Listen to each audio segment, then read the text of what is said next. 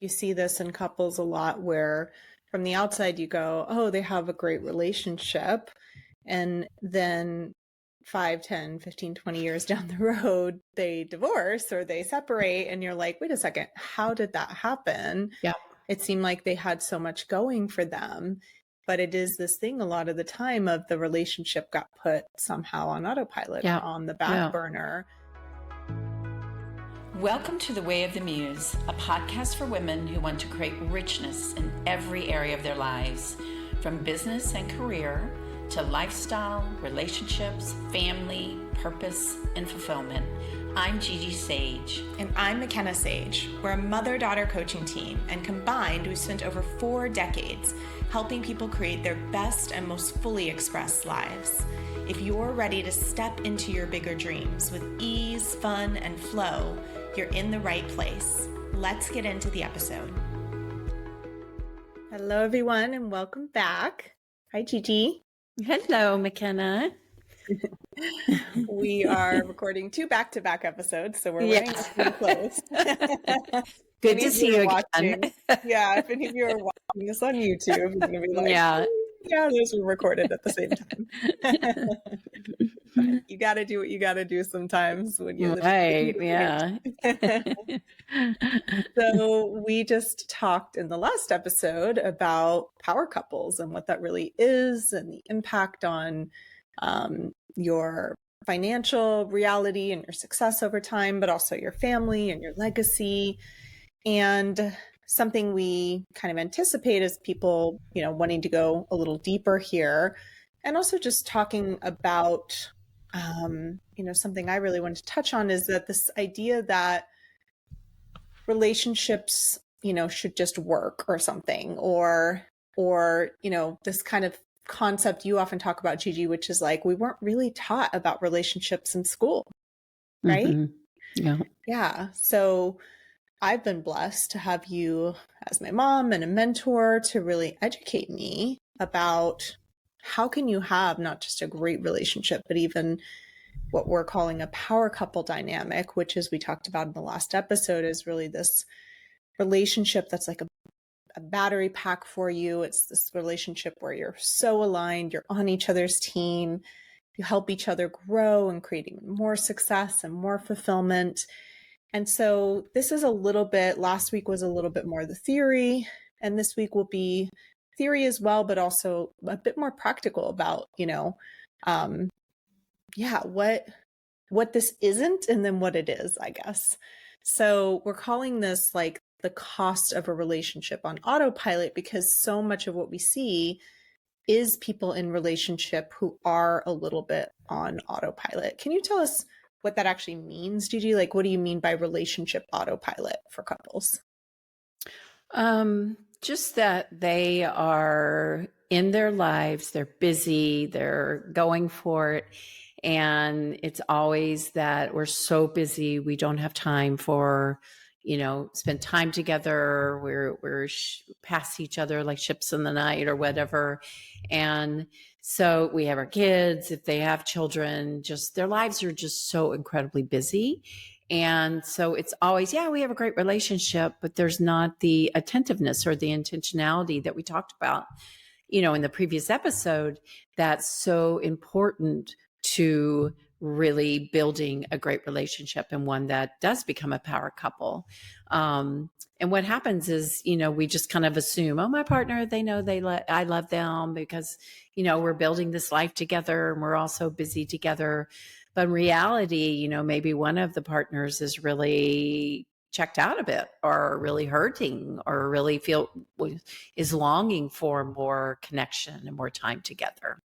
Yeah. And a lot of times like we touched on in the last episode also, is that people focus a lot on their careers and businesses or their families, right? Mm-hmm. Yeah. We're actually taught to build our careers, our wealth, but relationships are left to chance. Like you said, nobody gave us that manual on how to have a great relationship. And so we think they're just supposed to work out. You go through the motions and you do everything, you figure it out as you go. And you can do that to one degree, but just think about that. true success happens from also, of course, trial and error, but also from getting in there and finding the things that work and putting time and attention into it. And we do that so much in our businesses.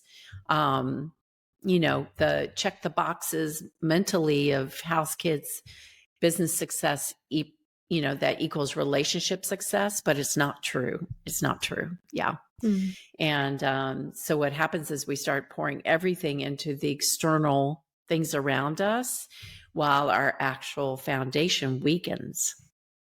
Yeah. And I feel like you see this in couples a lot where from the outside you go, oh, they have a great relationship.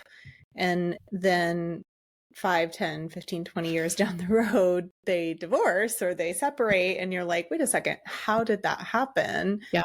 It seemed like they had so much going for them. But it is this thing a lot of the time of the relationship got put somehow on autopilot or on the back burner. They were so focused on their careers and raising their kids and everything else. And there's nothing wrong with that. I think what you're just pointing to here is that you can do both. It may feel really difficult from where you sit, but with some intentionality, it is possible to really continue to grow and foster depth and connection and meaning and shared vision and all these things that we talked a lot about in the previous episode, right? Yeah. And I'm going to bring this up just because it's been all over the media. If you look at somebody like Michelle and Barack Obama, right, who everybody would say is a power couple, right? And then all of this stuff has come out and about that, they're having challenges, and these challenges have been going on for a long time. And of course, I don't know all of the story, but what has been said, and who knows how accurate this is, but I think bits and pieces of it are accurate. And I think even Michelle Obama kind of talked about it on a podcast she does with her brother. But the thing was that there were times where I think she just didn't feel attended to, whatever, and they were so busy. And so in that, now all of this is coming up. And so there you have it right there. I think part of the issue there was the relationship was kind of on autopilot. Everything else was important. And again, somehow the systems weren't put into place to create that sense of connectedness, even though, of course, I mean, he had one of the biggest jobs in the world, right? But in that, there still was, could be a way that the relationship was tended to, and they really could have put that in there to go, hey, this is the most important thing in the world. Yeah. I love that you always know. I didn't even know any of this was going on or out there. Gigi always knows all the relationship gossip, let's call it. Fascinated by it. She reads People magazine, but not just because she likes to read it. I'm outing you here, but because she comes and then she tells me all of the celebrities' relationship dynamics. She's like, this person and that person. And what's really happening behind the scenes. Yeah. Because I watch and I'm like, I can see. Yeah. So fascinating. So I'm getting all my latest news here. People magazine does not come out weekly anymore. I don't know if you know about that. So I do not know about that. Oh my goodness. There's a deficit in our lives here. Exactly. So you mentioned systems. And so can you just briefly touch on that? Like, what do you mean by systems? Because you said they could have put systems in place. And how is that different from what most people, because again, and I think a lot of people listening to this episode, some people will be in the place of like, maybe they are having some challenges, but a lot of people are going to be in that place where they think things are pretty good, right? But we're talking about like, hey, how intentional are you really being here? Are you just assuming it's kind of working and going to continue to work? Or are you being intentional about really building the quality of your relationship over time? So what would be, maybe even if you just give one example of a system that... A system is a weekly meeting about your relationship, about your personal life, about what's going on with you and what's going on in your connection together, and, what's working and what's not working, and where do you need support, and those conversations, and those have to be consistent. They have to be regular. When things come up, they could be talked through there. And then if there isn't enough time, then what's the solution to creating the time? And so what happens is people just get so busy, they don't make this little bit of time on a weekly basis. And then things just pile up and pile up. And we all know once things pile up to a certain degree, when we start talking about it or arguing about it, it has nothing to do with the real issue anymore, because so now true. so many different things have come into place, right? But that navigating and the intentionality of having a weekly meeting where you are able to really talk, and you and Sunny have developed something beautiful, or I think you developed it, which is called What's on Your Heart, right? Which you do. Yeah, we have a process we do. This is less so about us talking about the relationship specifically. It's more just in general, but it is a kind of a sharing process. And it's called What's on Your Heart. We do have a freebie around this. I'll have to find the URL and I'll share it in just a minute for those of you listening that really walks you through it. But it is an intentional sharing practice that gives us an opportunity to really go deep with each other. And we usually do it weekly, a couple times a month, something like that. And yeah, we always feel so much more connected because even though we spend a lot of time together, we both work from home, we're busy, we have a lot going on, and it's a different quality of conversation than just chit-chatting about how was your day today, right? Yeah. So I love that example of a system, and we won't go deeply into all these, but I know that you work with couples around systems around their intimacy and systems around their families and around their financial success and a lot of different areas. So that's really a core concept, I think, that I just wanted to highlight there. What about energy leaks, or just leaks in relationships? Because I know that's something you talk about. What are couples who are on autopilot? What are they, let's say, losing out on? Or what do you mean when you talk about drains or leaks in a relationship? Yeah, it's those unspoken tensions, the things that we don't have time to talk about because there's no again, system put in place to talk about them. And these lingering conflicts, maybe something that came up, never got worked through. And what happens is they steal your mental bandwidth. Oh, sorry, Chloe's just protecting the house right now. So those things, those are drains on the energy. And we touched on those in the previous podcast. And those cost you, boy, because they go into everything, like I talked about before. It's disagreements about how to do things. It's maybe somebody's not pulling their weight in a certain area and you never get to talk it through. So then what you do is you build up this resentment and these things in you, and then that creates a certain kind of perspective, and you start to see your partner through this lens of these energy drains, these unspoken tensions. And so it triggers different things that normally wouldn't bother you. And then there's I see also this a lot in people in long-term relationships that this is do? I just feel like it's been normalized almost, like people, it's normalized for it to be like, oh, just sweep that under the rug. And people go, oh, it's not that big a deal. But then what happens, I see this all the time, I'm sure you do too, is that these resentments build and these things fester. And that is a huge drain on the quality of the relationship and can lead to, again, a lot of bigger issues as time goes on. Absolutely. And it people don't realize it started from something so simple. I led workshops around the world for 15 years for women on the topic of relationship. And when it got down to it, there was usually one fight that people were having, and it was then mirrored through all these different arguments they were having, but underneath there was one issue, like we talked about, sex, money. And then on top of that, it would be all this other stuff, And so it's where it starts. And people know, I hate to say it's a serious thing, in my world of working with people, and to watch that their relationships, have deteriorated to a certain point to where a lot of times people can't get it back, or, you know, they felt so unseen and so unappreciated that then they started having an affair.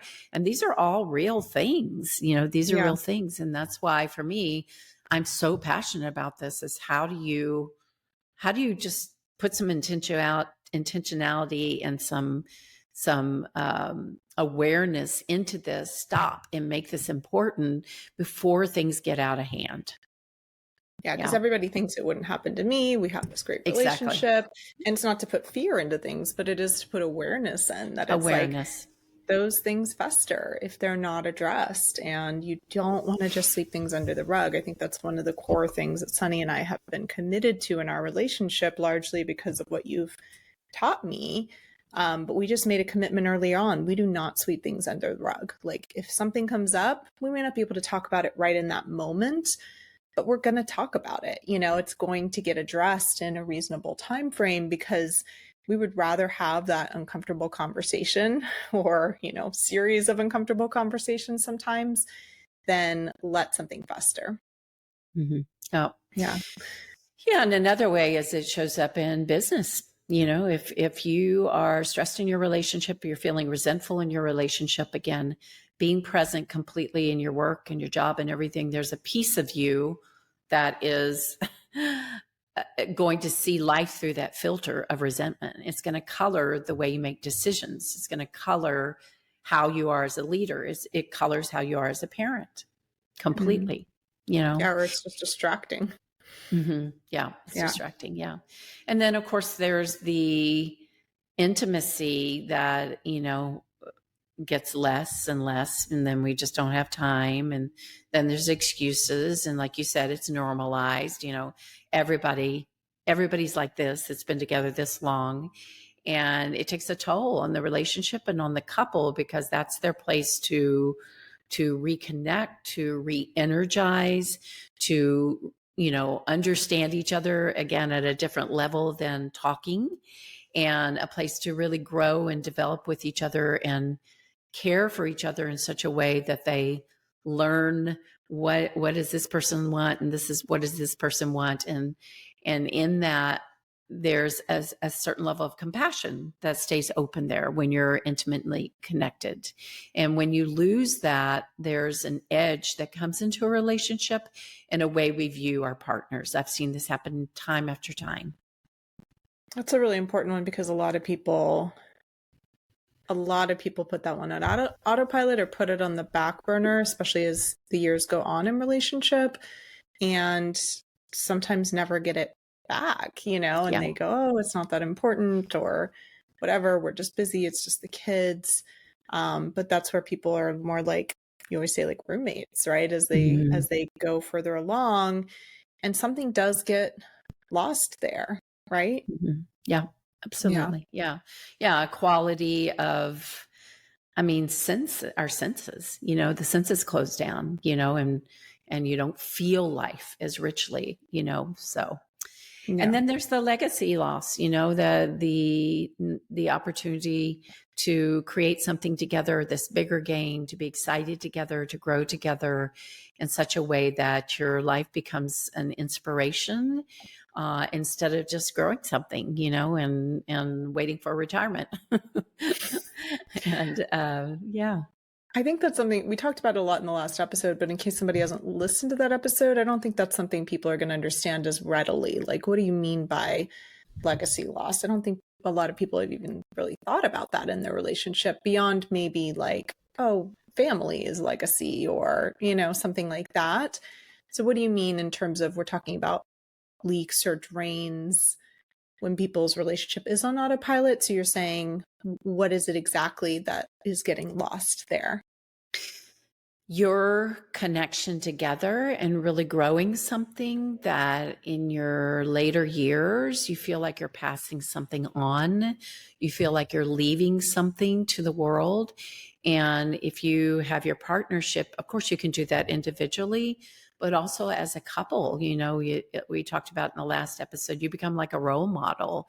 And the joy of doing something with your partner, if you've been together a long time, the joy of being together in later years and having something that you both feel really great about, or a game you have together, it makes the relationship continue to grow. It gives you something outside of just being in a relationship. It gives you something to do together that is bigger than both of you. It's like that quote, right? If you're not growing, you're dying, which is kind of intense, but I mean, you do see It's that true. people just kind of go on autopilot, or like you said, they eventually retire and they've built up this whole thing to retirement, and then they're bored out of their minds. Right. Yeah. For decades. For decades. Yeah. Yeah. Yeah. And that's everything in life. In relationship too, you're either expanding or contracting. And if you're not growing together, you're contracting. You really are. You can grow in separate ways, but ultimately down the road, the relationship will grow apart. Yeah.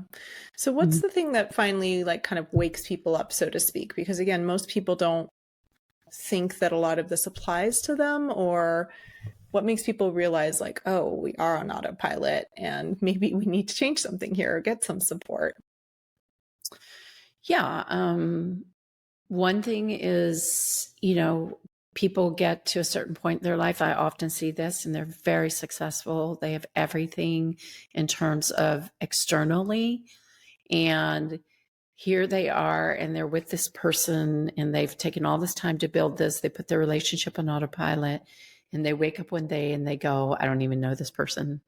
And not only that, I don't even really like them anymore. And Just to be frank. And so, or maybe I like them some, but I don't know them anymore. I don't know how to access them. I don't know what they like. And so if they want to stay together and people get to this point, then it's a big wake up call. And sometimes a really tough wake up call, because both people are going to have to change. That's all there is to it. You're going to have to grow. Yeah. You have to do the work that you didn't do all that time to get to know each other again, and to work through and really understand and have compassion for each other. Yeah. That's a big one. How does somebody catch that before they get to that point? Again, going back to what we're talking about, is being willing to set the time aside early on to attend to your relationship. That it becomes, with my couples and power couples, my first thing for them is your relationship is top priority. Because if it's not, it won't survive. It will survive, it won't thrive. And if you're okay with that, that's fine. But if you're not, and you really want something exceptional, and you want something that you feel loved and appreciated, and you feel excited and inspired by this person that you've chosen to spend your life with, then we got to step back and we have to see, how do you make this person your priority? How do you make the relationship your priority? But first and foremost, you have to make yourself the priority. I'm guessing that's part of what you teach in your program. How do you do that? How do you make yourself the priority and then your relationship, especially when you're busy? Yeah. So much going on, because you said the relationship will survive, but maybe it won't over time. That's the hard truth. Yeah. And the other thing is, a crisis comes up, somebody, somebody gets sick, or there is an affair that happens, and then people are shocked and then hurt. But then a lot of times people say, okay, we really want to make this work. We want to stay together. And, just going back to, the longer you wait, the harder it is to turn it around. Yeah. But it doesn't mean it's not possible. For the crisis. Yeah. Not waiting for the crisis. Yes. Yeah. So on the flip side, and we did touch on this again in the last relationship, but I just want to paint the picture for people of like, what's the alternative, right? We've talked a lot about how things can go wrong or haywire, or, but on the other hand, you often talk about relationships being like a battery pack. So can you just describe that or define that a little bit for people? Like, what's possible there if they are being proactive?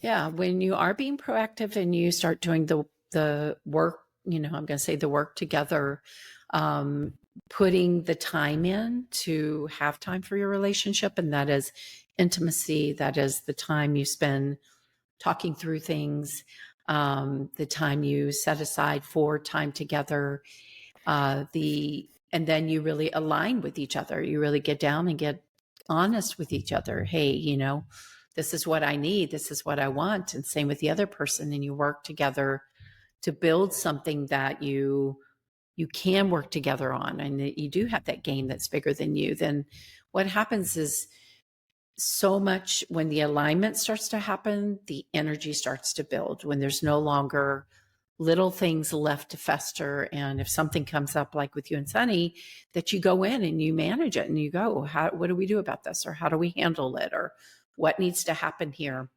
Then what happens is you start to build this energy, and that energy creates so much fuel for your life.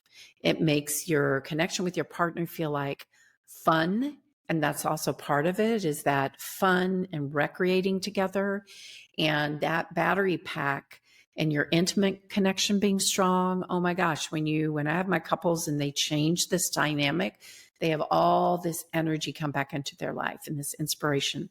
They see their life differently. They start getting excited about their businesses. And so everything changes. And it's not, the truth is, doesn't take that much to make that change. To sustain it is what takes the time and energy. Yeah. Yeah. And speaking from the inside of this, because I often talk about that, probably because I heard it from you originally, that my relationship does feel like a battery pack that fuels the rest of my life. And it is this experience of, like, it is where I go to refuel, it is where I go to gain strength, to gain power, to have fun, to, recharge. And then I feel like, oh, okay, I can face the world. I can do all the things I need and want to do. And it doesn't mean that, of course, we don't have conflict. Sometimes we do. There will be moments where this doesn't feel like the case. But for the most part, and again, we're young, but we're 10 years into this, and we have so much fun together, and we laugh together. And we often say, the thing you said about liking each other and loving each other the other, like probably 2 nights ago or something, we were just joking around about that. Like, I like you and I love you, like we really love spending that time together, and every couple's dynamic is different. Yeah. But it's so nice to have that place to go, to know that is like your haven, that is your place where, you're going to be loved, you're going to be cherished, you're going to be celebrated, cheered on, to really see what it is you want, support each other, have fun together. I'm just trying to speak from the inside so people can get a sense of, what does that really feel like? Yeah. And through that love and appreciation, you recreate each other. The love makes you into who you're meant to be. That's the great thing about having that kind of love and attention and everything. And like you said, it ends up feeling like home, because this is the person you've chosen to live your life with, and spend your life with. And why wouldn't you want it that way, right? Why wouldn't you do what it takes to make it that way? Yeah. And you really can grow together in that way. And then, like you said, help each other become more and more of who you're meant to be. There is this piece of the person being like home and being this battery pack. And then there's also this piece of sometimes challenging each other, I think, to be the best version of each other. Absolutely. But coming from this place of love, unconditional love, trust, fun together, intimacy, all these things first, creates the foundation where you can challenge each other, I think, because most people are going around trying to change their partners and complaining, and coming from a place of, I say most people, but when they want something to change, like, hey, this needs to change, or they're complaining, or whatever it might be, versus when you come from this foundation, then in my experience, I can really then share with Sunny and him with me, hey, here's an area where maybe there's some room for growth, or but what we often talk about is that it's like, we've built this foundation because of the principles you've taught us, where we know it's not coming from a self-centered place or something that we just want. It's really coming from, like, I want this because it's truly the evolution of you and what you want. And of course, it's going to be great for me too.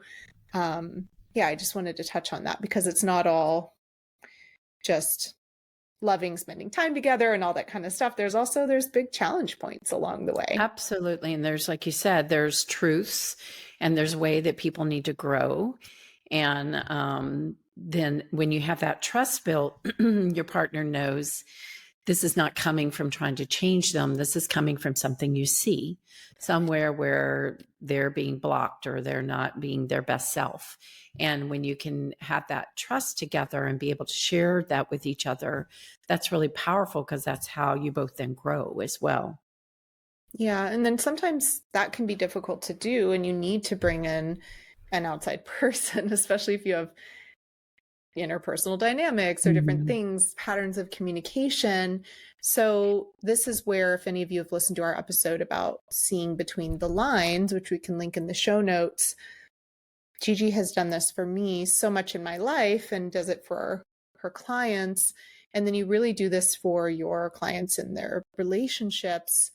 Tell me about being the radar, so to speak, and why do successful people need someone, or people in relationships sometimes need someone to come in and see what they can't, or to share in this different way? Well, I think one reason why people come and they work with me is there is also this kind of isolation at the top. There's no safe place to be vulnerable. There's nowhere they can really go to share what's really going on because, they have a certain way that they need to look, a certain way they need to be. And so that's one of the really important support things that I love to do for people is give them a space to fully emote, say what's working, what's not working, really get vulnerable, and also vulnerable about their relationship. And that allows people so much right there because they just don't have that opportunity. Even if they go to a therapist, often it's not the right kind of listening and then taking them to a point of what are they going to do? Because that's what I do. We go into the listening and everything, but also the action, And then the other thing is just people, we all have those blind spots that success creates, especially when you're really good at something, you're really good at businesses, you're really good at, making a lot of money, doing all these things. And then, but maybe in your personal life, you're not so good in a lot of areas. Again, being in somewhere where you can learn and you can be honest about that and you have the opportunity to really grow and learn. And, can you just define, what do you mean by radar when you talk about that, when you come in? Because again, if somebody hasn't listened to that episode on seeing between the lines, then yeah, what does that mean for you to come in and be the radar? So it's the ability to see things that you can't see. It's having almost like this sense of when people talk to me, I can see the places where they're not growing, their breakdowns. It's this, if you think about it, when there's a plane, the planes before they had radar, they could only see in front of them. The minute they got radar on the plane, then they can see there's full perspective and the radar gives them information. So that's basically what I do because I'm not involved in their lives and businesses. I'm an outside person that I can see. And again, just from my level of experience of working with people for 40 years, when people talk, I see their lives, I see what's going on, I see the breakdowns, I see the people in their businesses that aren't fully aligned. I can walk into a business and see that.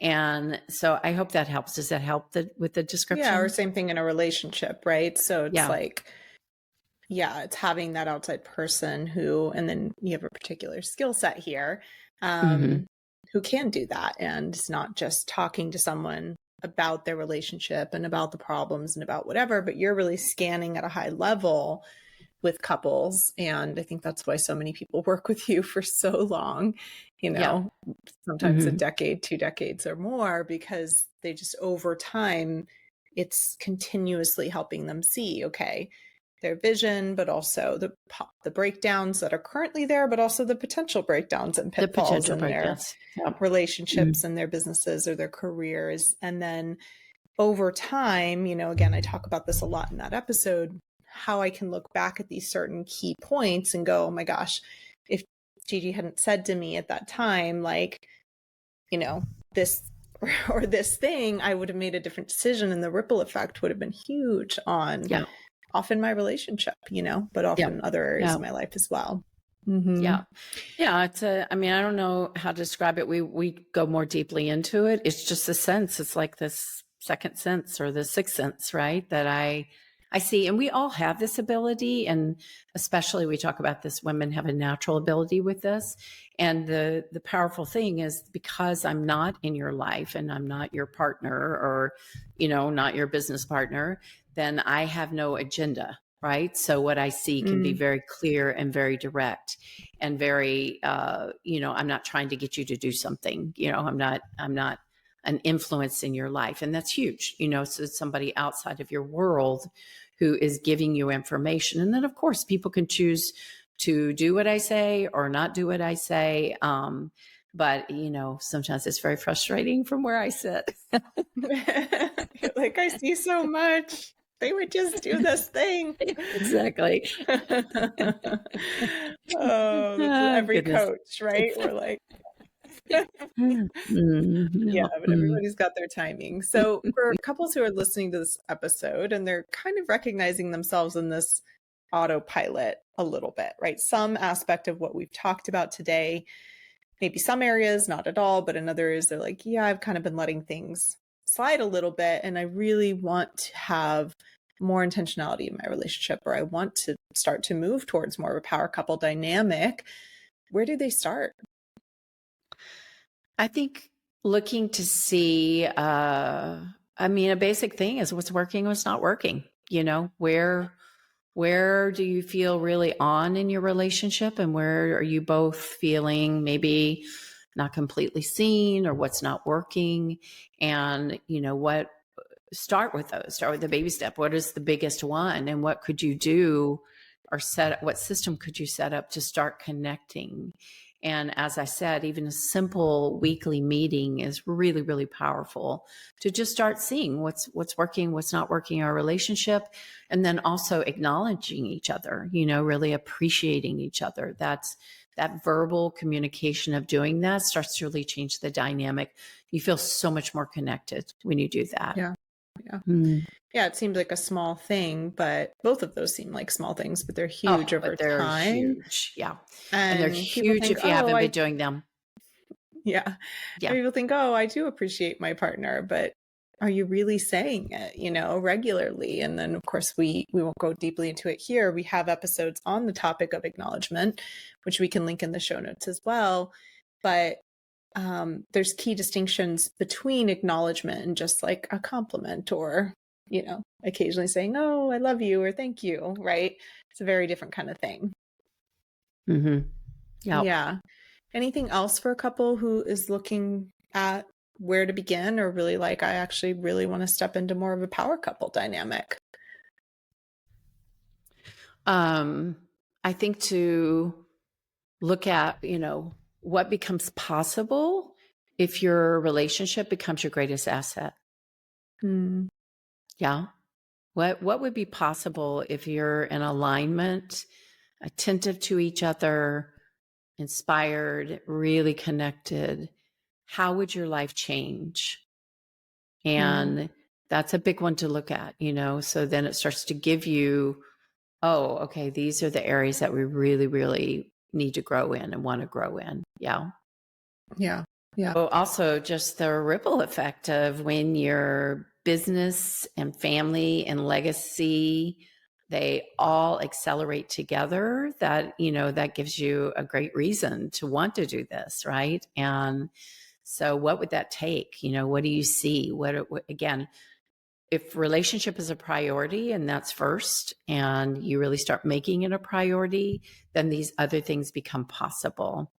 And then the other thing is waiting makes it, harder. It really, really does. The longer you wait, like we said, the more things build up.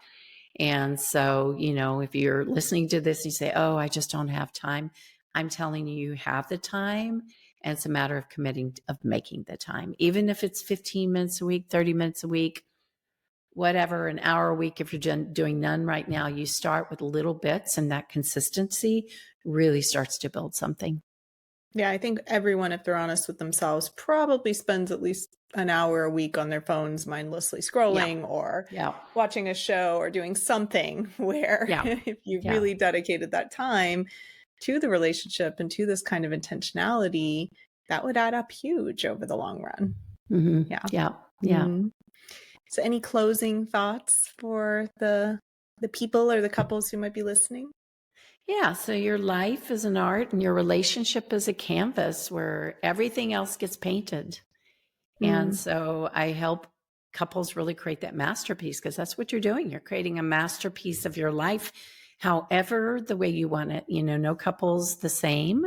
And your uniqueness as a couple is the thing that is so fun to discover and to really work with each other and really build something that's incredible for you, whatever that is for you. Absolutely.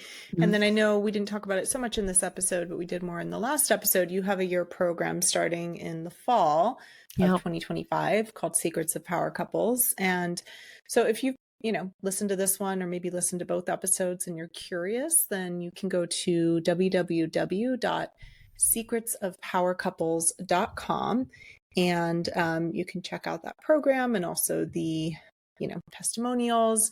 There is an application process. It's highly curated, but again, if you're interested, just go for it and see if there might be a great fit for you. So definitely check that out.